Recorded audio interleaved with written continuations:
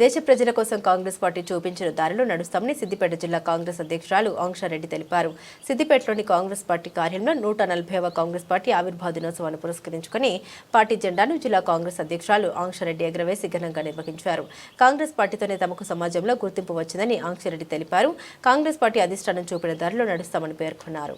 ఈరోజు సిద్దిపేట జిల్లా హెడ్ క్వార్టర్స్లో డీసీసీ ఆఫీస్ వద్ద కాంగ్రెస్ ఫార్మేషన్ డే రోజున మేము ఈరోజు మా జాతీయ జెండా ఎగరేసి చెప్పదలుచుకునేది అంటే ఈనాటికైనా మన దేశం కోసం, దేశ ప్రజల కోసం పోరాడే పార్టీ కాంగ్రెస్ పార్టీ. దేశ ప్రజల కోసం పనిచేసే వ్యక్తులమి కాంగ్రెస్ వ్యక్తులమి.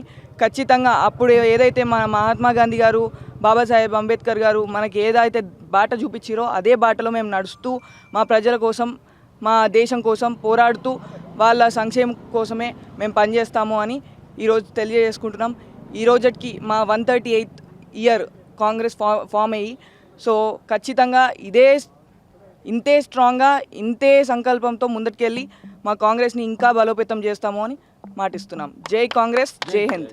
కాంగ్రెస్ పార్టీ ఆవిర్భావ దినోత్సవ సందర్భంగా సిద్దిపేట జిల్లా కాంగ్రెస్ పార్టీ అధ్యక్షురాలు తుమ్కుంట ఆంక్షారెడ్డి గారి ఆధ్వర్యంలో సిద్దిపేట జిల్లా కాంగ్రెస్ పార్టీ కార్యాలయంలో పార్టీ జెండాను ఎగరవేసి, కాంగ్రెస్ పార్టీ అంటే దేశానికి, దేశ స్వతంత్రానికి కాంగ్రెస్ పార్టీ ముందుండి దేశ ప్రజల కోసం, దేశ ప్రజల సంక్షేమం కోసం నాటి నుండి నేటి వరకు కూడా పోరాడుతున్నటువంటి పార్టీ ఏదంటే ఓన్లీ కాంగ్రెస్ పార్టీ అని చెప్పక తప్పదు. ఎందుకంటే దేశం కోసం ప్రాణాలు అర్పించిన త్యాగధనుల ఫలితమే మన స్వతంత్రం తెచ్చిన నాయకులలో ప్రముఖులు కూడా కాంగ్రెస్ పార్టీ వారు ఉన్నారు. కాబట్టి మనం చేసే ప్రతి కార్యక్రమం కూడా కాంగ్రెస్ పార్టీ మన దేశానికి ఒక దిక్సూచి చూపించినటువంటి మార్గంలో నడుస్తుంటే, నేడు బీజేపీ చేస్తున్నటువంటి మతతత్వ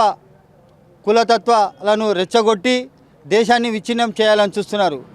దానికి మన రాహుల్ గాంధీ గారు, మల్లికార్జున్ ఖర్గే గారు, సోనియా గాంధీ గారు, ప్రియాంక గాంధీ గారు దేశవ్యాప్తంగా దేశ ప్రజలను సమైక్యతతో ఉండాలి, వారందరికీ అండగా నేను ఉన్నానని రాహుల్ గాంధీ గారు